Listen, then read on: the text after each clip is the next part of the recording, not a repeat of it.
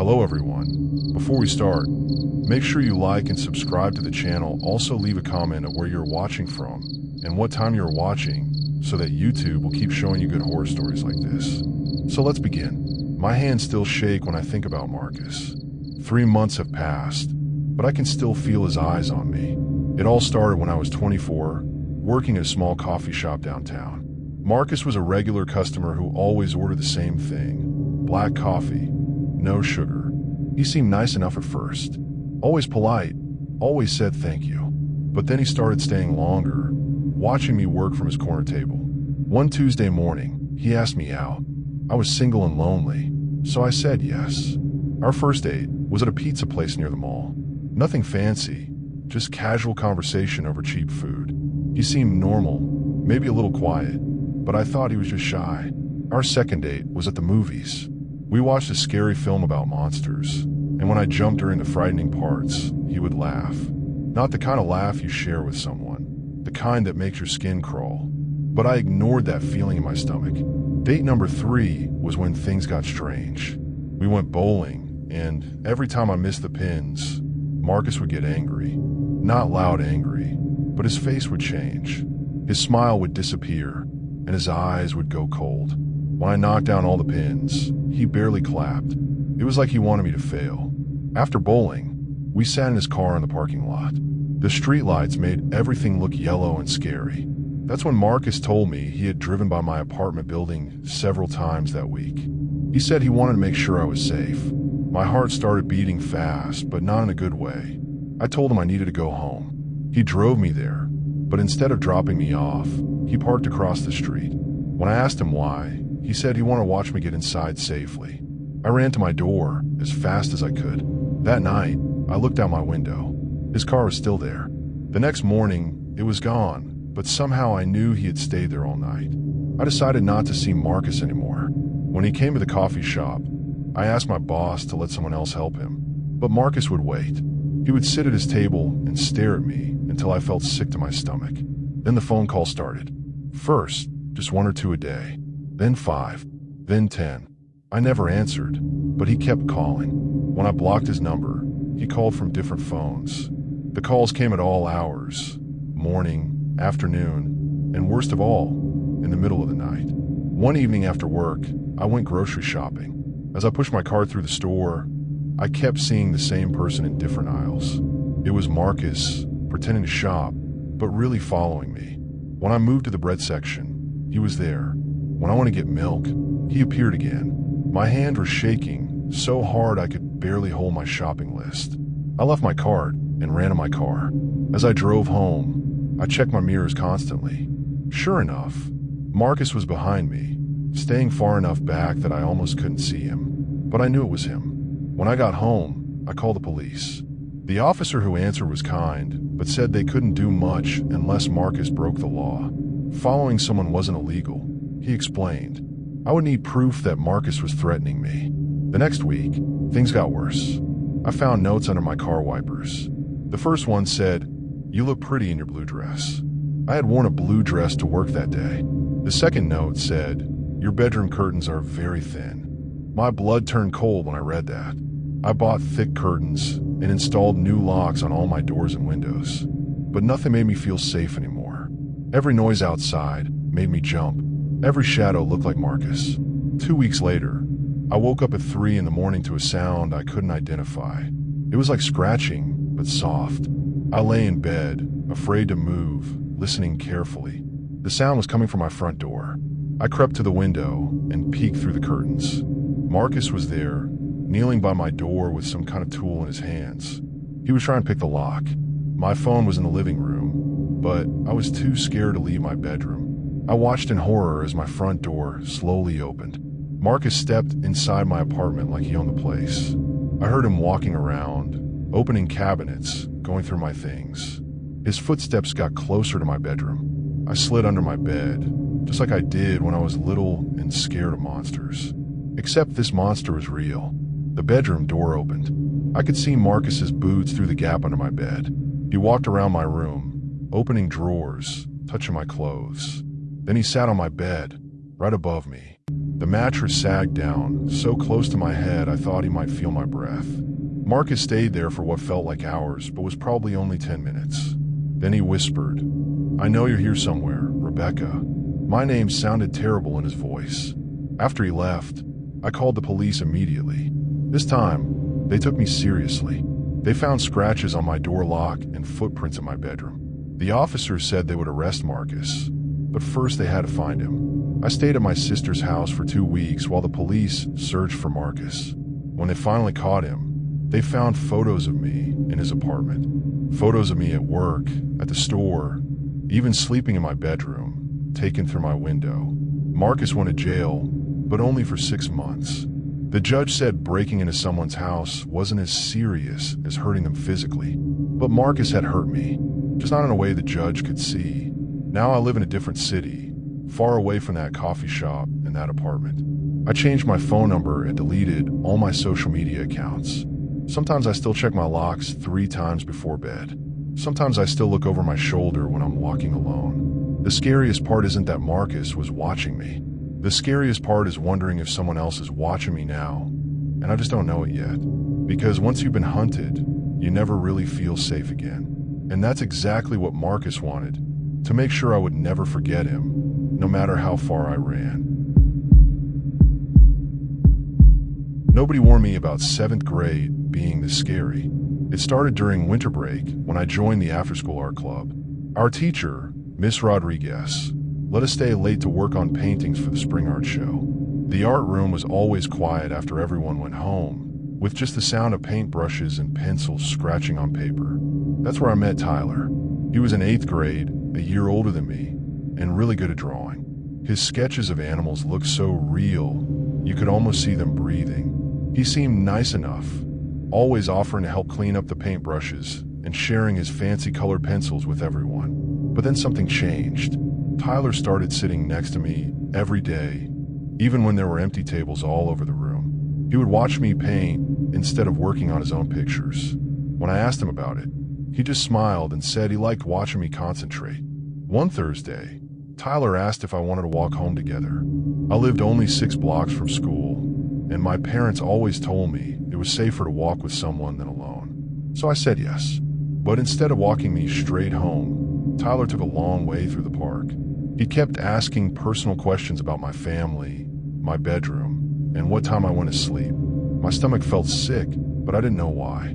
The next day at our club, Tyler gave me a drawing. It was a picture of me sitting in the art room, painted in detail that made my hands shake. He had drawn every button on my sweater, every curl in my hair, even the small scar on my chin from when I fell off my bike. How long had he been staring at me to remember all those tiny details? I told Tyler the drawing was nice, but that it made me uncomfortable. His face got red, and he snatched the paper back. He said I didn't appreciate art and that I would never understand how talented he was. Then he crumpled up the drawing and threw it in the trash. After that, Tyler started acting strange. During lunch, he would sit 3 tables away and just watch me eat. In the hallways, I would turn around and find him walking behind me, always staying far enough back that teachers wouldn't notice. When I got to my locker, Tyler would appear from around the corner like he had been waiting there the whole time. The worst part was art club. Tyler stopped talking to me completely, but I could feel his eyes on me constantly.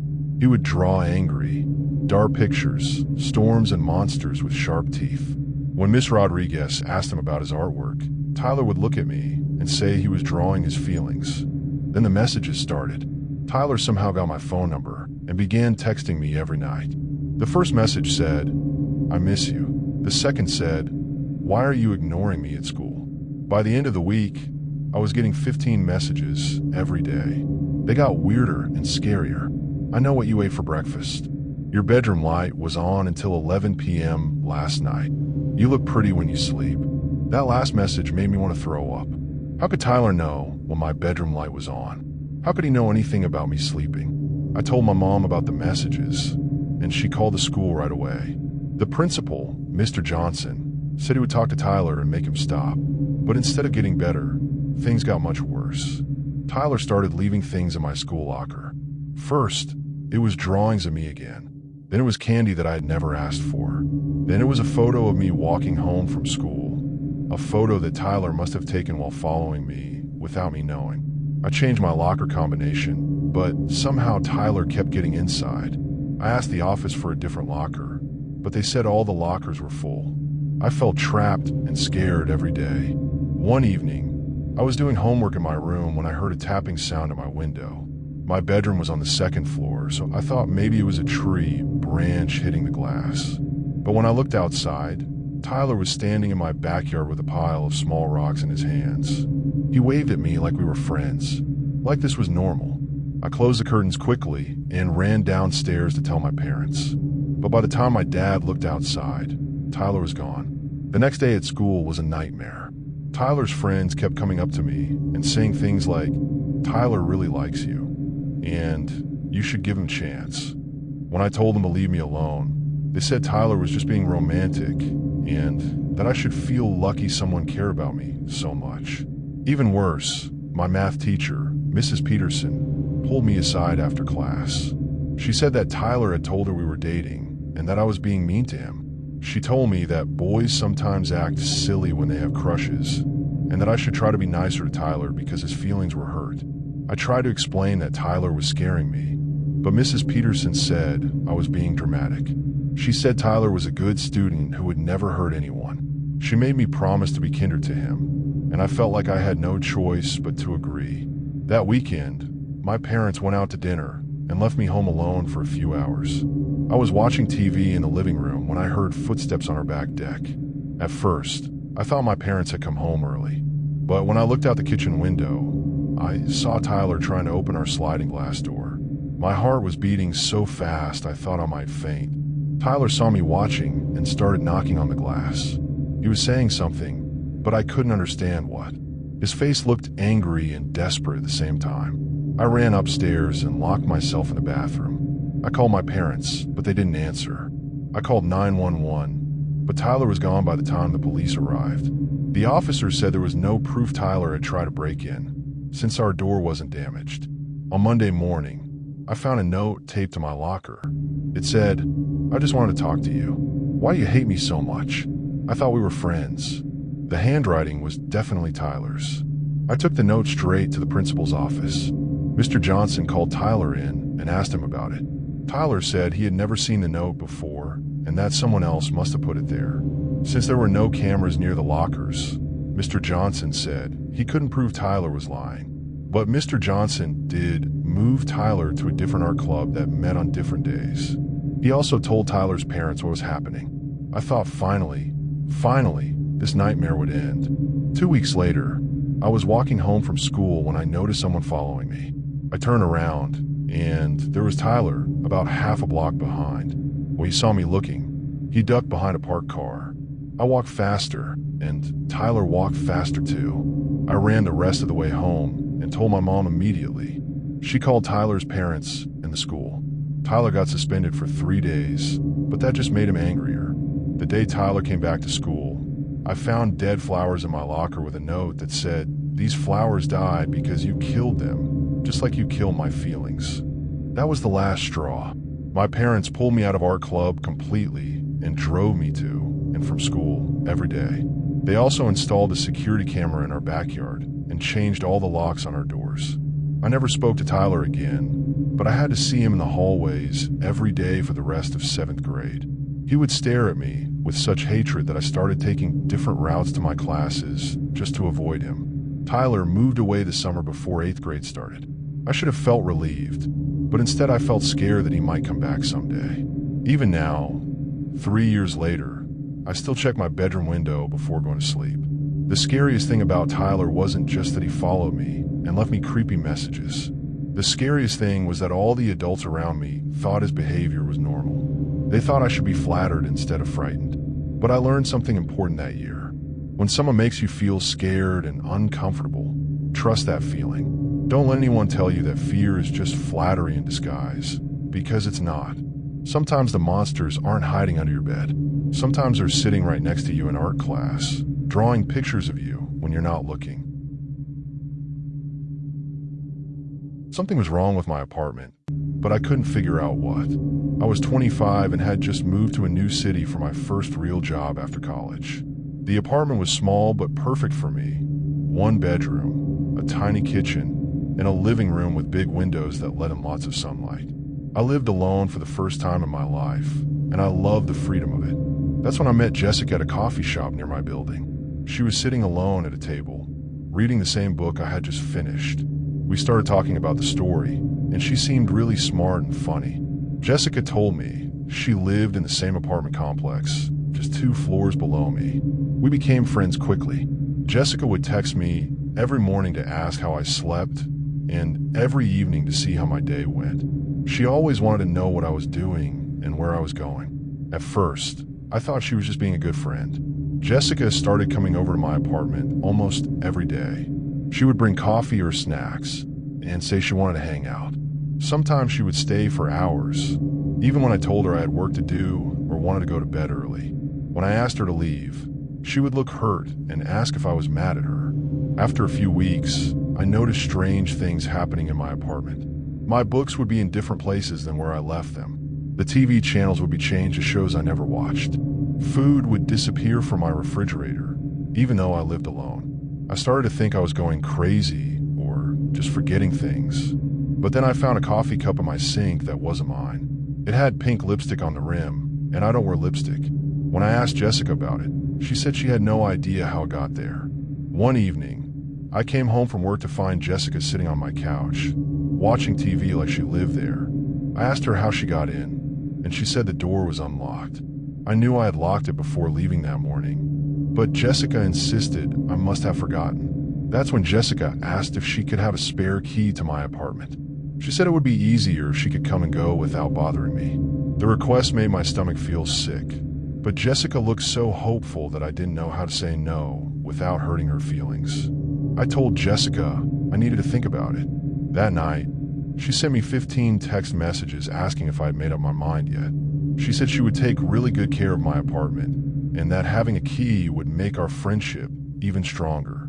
The next day at work, I couldn't concentrate on anything. Something about Jessica's request felt wrong, but I couldn't explain why. She had never done anything really bad.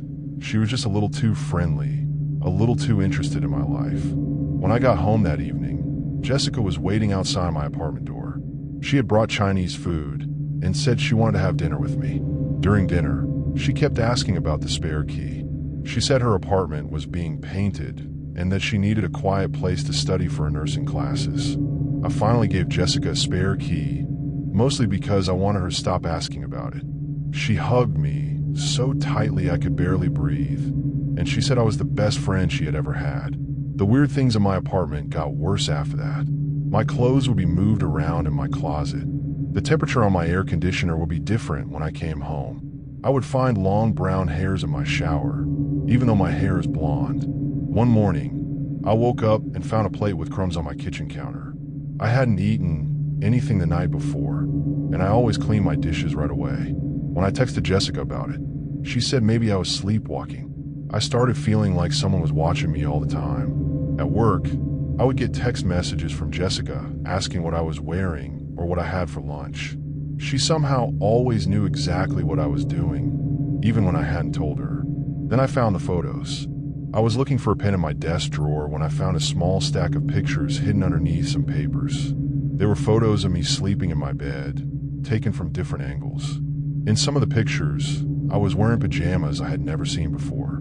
My hand was shaking so badly, I could barely hold the photos. Jessica had been coming into my apartment while I was asleep. She had been changing my clothes and taking pictures of me. I felt sick and scared and violated all at the same time. I called in sick to work and spent the whole day changing the locks on my apartment.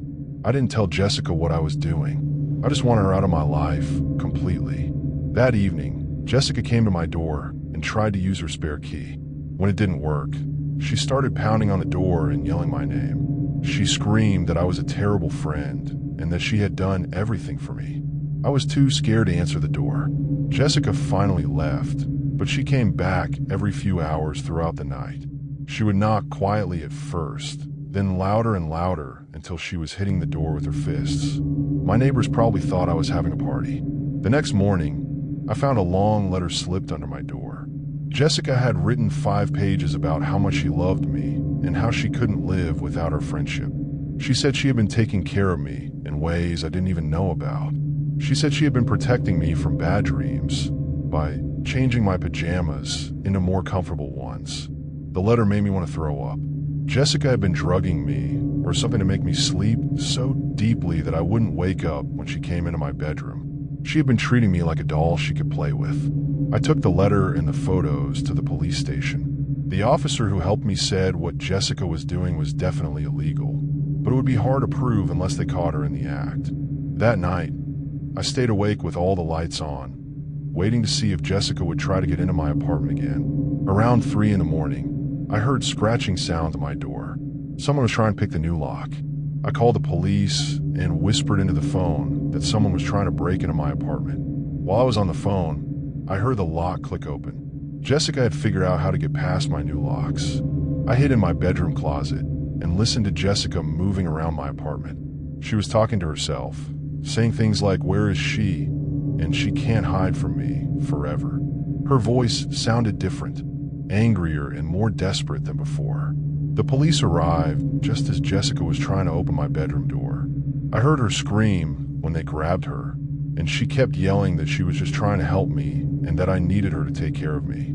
Jessica was arrested that night. When the police searched her apartment, they found hundreds more photos of me, including pictures taken through my windows from outside the building. They also found copies of my apartment key and tools for picking locks. The worst part was finding my spare key in Jessica's pocket, along with a new key she had made from it before I changed my locks. She had been planning to keep coming into my apartment no matter what I did to stop her. Jessica went to jail for 6 months, but that wasn't long enough to make me feel safe. I moved to a different apartment across the city and changed my phone number. I never gave anyone a spare key again. Even now, 2 years later, I check my locks 3 times before going to bed. I still look over my shoulder when I'm walking alone, wondering if Jessica is somewhere nearby, watching me and waiting for another chance to take care of me in her own twisted way. Sometimes the most dangerous people are the ones who think they love you. Every door in my house has 3 locks now, but I still don't feel safe.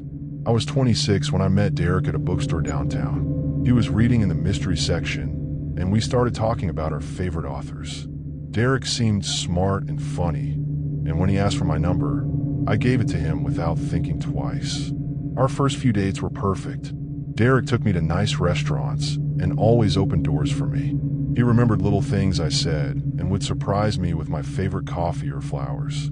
After 3 months, I thought I had finally found someone special. But slowly, Derek started changing. He would get upset if I made plans with my friends instead of him. He wanted to know where I was going and when I would be back, even if I was just running to the store.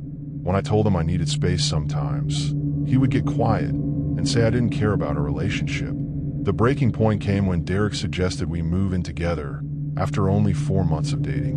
When I said it was too soon, he got angry and accused me of not being serious about us. We had our biggest fight that night, and I told Derek I thought we should take a break from seeing each other. Derek didn't take the breakup well. He called me crying, begging me to change my mind. When I said no, he hung up on me. I thought that would be the end of it, but I was completely wrong. The next week, Derek started sending me text messages from different phone numbers.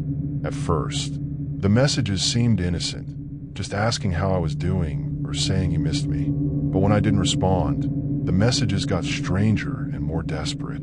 "I drove by your house today. Your car wasn't there. I know you're reading these messages. We belong together whether you like it or not." I blocked every number that Derek used, but new messages kept coming from different numbers. It was like he had an endless supply of phones to contact me with. Then Derek started leaving things at my apartment. I would come home from work to find flowers on my doorstep or letters slipped under my door. The letters were long and rambling, full of promises that he would change and threats about what he might do if I didn't give him another chance. One letter said, "I know you're lonely without me. I can help you feel safe again." Another said, "I've been watching your apartment, and I don't think your locks are very good." That second letter made me install a security camera by my front door and change all my locks. I also told my landlord about Derek and asked him not to let anyone into the building who wasn't supposed to be there. But Derek kept finding ways to get close to me. He would show up at the grocery store where I shopped and follow me through the aisles. He would sit in his car outside the gym where I worked out and watch me through the windows. When I saw him, he would wave like nothing was wrong. I went to the police, but they said Derek wasn't breaking any laws. Following someone in public places was legal. They explained. They said I could file for a restraining order, but that Derek would have to actually violate it before they could arrest him. The restraining order didn't stop Derek. If anything, it made him more creative. He started sending messages through fake social media accounts and having food delivered to my apartment that I never ordered. He would call my workplace and ask for me, hanging up when someone else answered the phone. 3 weeks after I got the restraining order, I was lying in bed around midnight when I heard my front door open. I knew I had locked it before going to sleep. I always checked it twice since Derek started bothering me. I grabbed my phone and hid in my bedroom closet, calling 911 as quietly as I could. I could hear someone walking around my apartment, opening cabinets and moving things around. The footsteps got closer to my bedroom, and I held my breath. My bedroom door opened, and I heard Derek's voice saying my name softly. He sounded calm, like breaking into my apartment was the most normal thing in the world. I stayed hidden in the closet, my heart beating so loud I was sure Derek could hear it. Derek sat on my bed and started talking to the empty room. He said he missed me and that he had been trying to give me space, but that he couldn't stay away anymore. He said he had made a copy of my apartment key months ago, when we were still dating, just in case I ever locked myself out. The police arrived just as Derek was opening my closet door. I screamed when I saw his face and dared try to run, but the officers caught him in my living room, and they found a copied key in his pocket along with a notebook full of notes about my daily schedule. Derek had been keeping track of when I left for work, when I came home, when my lights went on and off. He had been planning this break-in for weeks, waiting for the perfect time when he knew I would be alone and asleep. Derek was arrested that night for breaking and entering, violating the restraining order, and stalking. He went to jail for 8 months, but that wasn't nearly long enough to make me feel safe again. I moved to a different apartment across town and changed my phone number. I also started parking in different spots every day and taking different routes to work, just in case Derek was watching me when he got out of jail.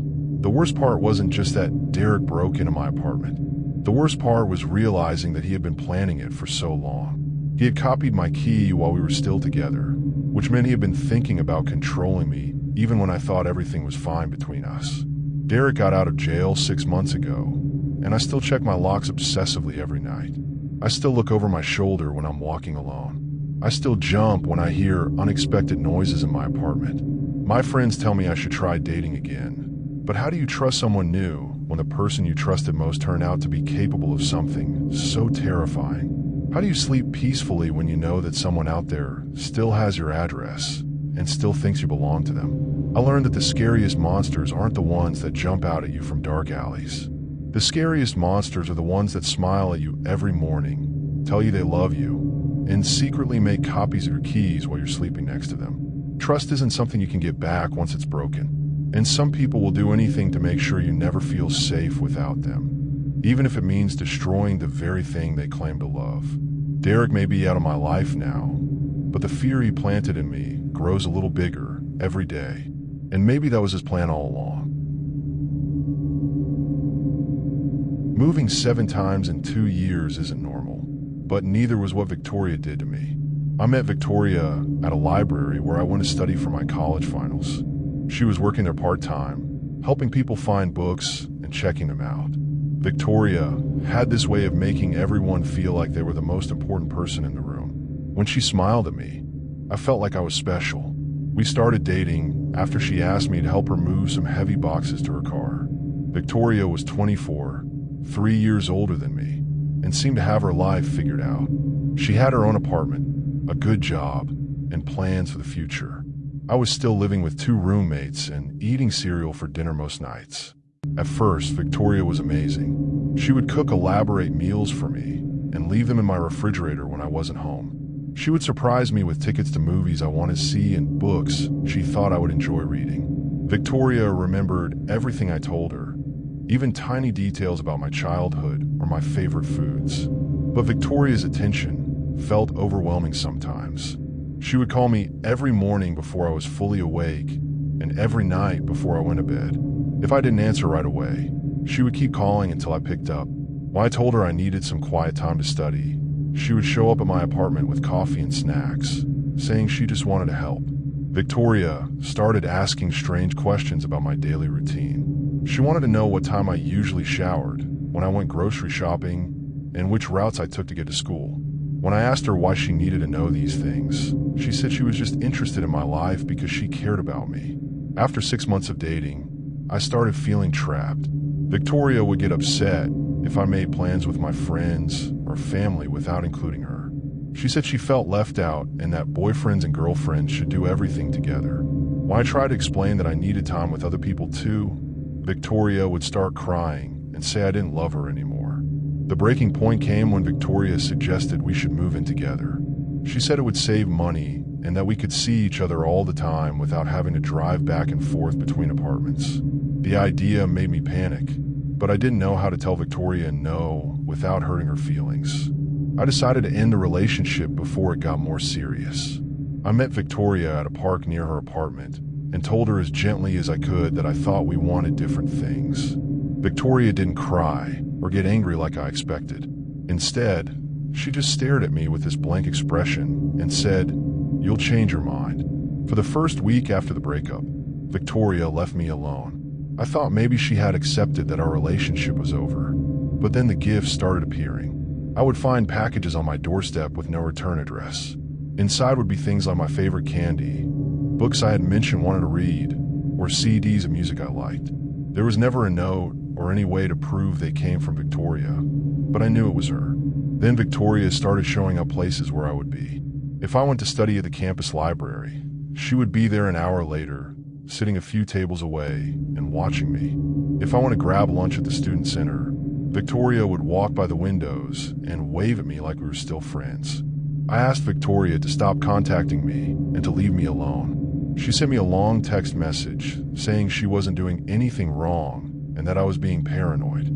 She said she had every right to go to public places and that it wasn't her fault we kept running into each other. But I knew Victoria was following me on purpose. She always seemed to know exactly where I would be and when I would be there.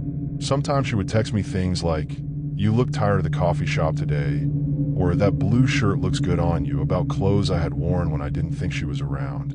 I decided to change my daily routine completely. Instead of studying at the library, I went to a different building across campus. Instead of eating lunch at my usual spot, I brought food from home. I even started taking different walking routes to my classes. It worked for about 2 weeks. Then I found a note in my backpack that said, "You can't hide from someone who really knows you." I had no idea how Victoria had gotten close enough to put the note in my bag without me seeing her. That's when I realized Victoria wasn't just following me during the day. She was probably watching my apartment at night too. I started closing all my curtains when I got home and checking to make sure my doors were locked multiple times before going to bed. One night, I was lying in bed when I heard my phone buzz with a text message. It was from Victoria, and it said, "Your bedroom light has been on for 3 hours. You should get some sleep." I looked at my window, but the curtains were closed. How could Victoria know my light was on unless she was right outside?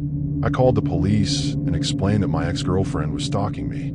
The officer who came to my apartment was nice, but said there wasn't much they could do unless Victoria threatened me or broke into my home. He suggested I keep a record of everything Victoria did and consider getting a restraining order. The next day, I found out that Victoria had been asking my friends and classmates about me. She wanted to know what classes I was taking, where I worked, and if I was dating anyone new. She told people that we were just taking a break and that we would get back together soon. I got the restraining order, but it didn't stop Victoria. If anything, it made her more creative about how she stalked me. She started using different cars so I wouldn't recognize her when she followed me. She created fake social media accounts to try to friend my family members and learn information about me. The worst incident happened 2 months after I got the restraining order. I was working late at my part-time job at a restaurant when I got a text from an unknown number. It said, "Look outside." When I looked through the restaurant window, Victoria was standing across the street under a streetlight, just watching me work. I called the police immediately, but by the time they arrived, Victoria was gone. The officer said unless they caught her violating the restraining order, there wasn't much they could do. That night, I made the decision to transfer to a different college in another state. I couldn't live my life constantly looking over my shoulder and wondering when Victoria would appear next. I applied to schools far away and got accepted to one that offered me a partial scholarship. I didn't tell anyone where I was going, not even my closest friends. I just packed my things and left during winter break. I thought moving 800 miles away would finally give me peace. For almost a year, my life was normal again. I made new friends, did well in my classes, and even started dating someone new. I began to think that Victoria had finally moved on with her life too. Then I found a letter slipped under my dorm room door. It was Victoria's handwriting, and it said, "Distance doesn't change how I feel about you. I hope you know that." There was no way Victoria should have known where I lived or even what school I attended. I went to campus security and the local police, but they said the same thing I had heard before. Without proof that Victoria was actually in town or that she was threatening me, they couldn't do anything about a letter. I transferred schools again, this time to one even farther away. I also changed my name legally and got a new social security number through a program for stalking victims. It was expensive and complicated, but I was desperate to disappear completely. That was 3 years ago. I haven't heard from Victoria since then, but I still live my life like she might be watching me. I never post photos online or share details about where I live or work. I change my phone number every few months and use different email addresses for different purposes. Sometimes I wonder if Victoria gave up and found someone else to obsess over. But most of the time, I think she's still out there somewhere, waiting for me to get comfortable so she can remind me that in her mind, our relationship never really ended. The scariest thing about Victoria wasn't that she followed me or sent me letters. The scariest thing was that she made me disappear from my own life. I lost my friends, my school, even my name, all because one person decided that I belonged to her forever. Some people don't understand that love means letting go when someone asks you to. For them, love means never stopping the hunt, no matter how far their prey tries to run. I should have trusted my gut feeling about Amanda from day one. When I turned 19, I got my first real job at a grocery store in my neighborhood. It wasn't exciting work, but the money was good enough to help me save for college. I worked mostly evening shifts, stocking shelves and helping customers find things they needed. Amanda worked in the deli section. She was a few years older than me, maybe 23 or 24, and had been working there for over a year. On my first day, she offered to show me around and teach me where everything was kept. She seemed helpful and friendly, but Amanda started doing strange things right away. She would take her breaks at the same time as me, even when her manager said she couldn't. She would find excuses to walk by the aisles where I was working, always carrying a clipboard like she had important business there. And she would ask me lots of personal questions about my family, my school, and where I lived. After a few weeks, Amanda asked if I wanted to hang out after work sometime. I said maybe, just to be polite, but I didn't really mean it. Amanda wasn't my type, and something about the way she looked at me made me uncomfortable. Her stare was too intense, like she was studying me. The next week, Amanda started leaving little gifts in my work locker. First, it was candy bars that she said were her favorites. Then it was energy drinks to help me get through long shifts. Then it was a photo of a sunset with a note on the back that said, "This reminded me of you." I told Amanda that the gifts were nice, but that she didn't need to spend money on me.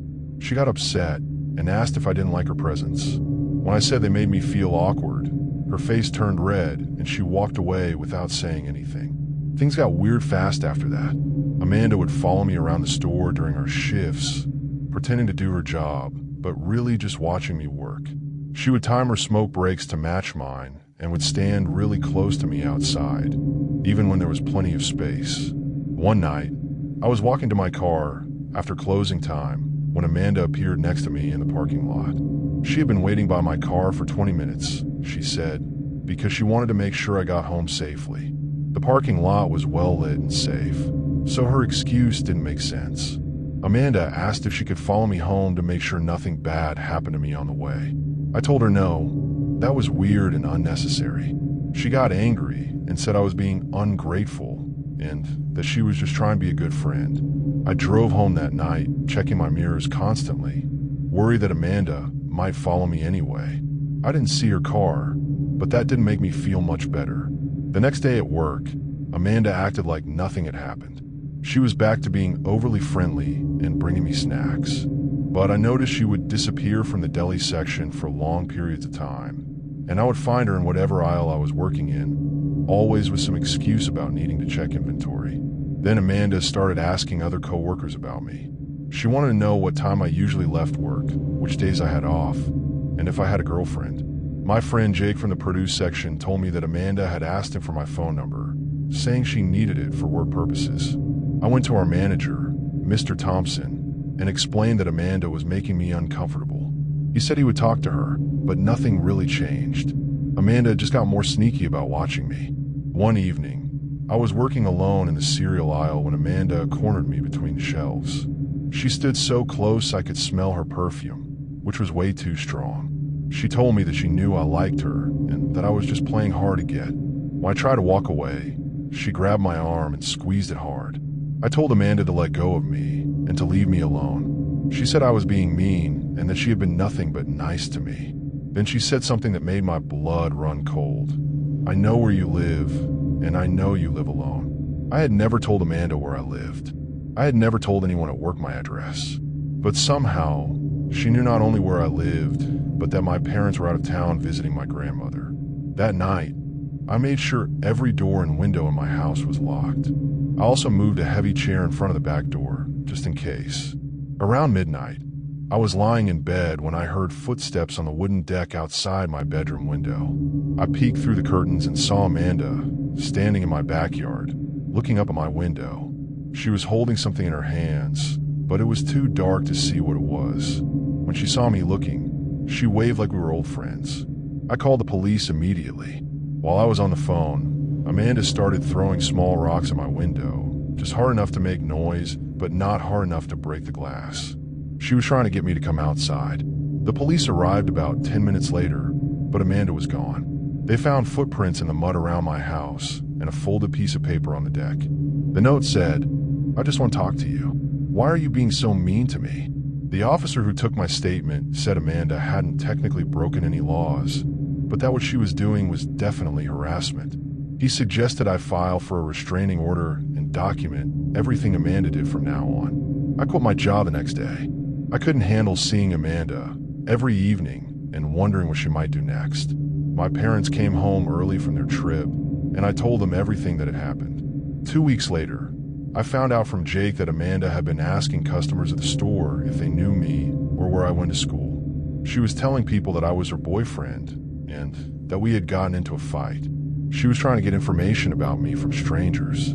I never saw Amanda again after I quit, but for months afterward, I would get phone calls from numbers I didn't recognize. When I answered, no one would say anything, but I could hear breathing on the other end. I'm pretty sure it was Amanda, calling just to hear my voice. The restraining order was approved, but Amanda never got in trouble for violating it. The police said they needed proof it was actually her bothering me, not just suspicions. Now I'm in college in a different state, and I still think about Amanda sometimes. Not because I miss her, but because I wonder if she's doing the same thing to some other guy who was just trying to work and save money for school. The scariest part isn't that Amanda was obsessed with me. The scariest part is that everyone at work acted like it was normal for a girl to stalk her coworker, like it was somehow romantic instead of terrifying. Some people never learn that love isn't supposed to feel like fear.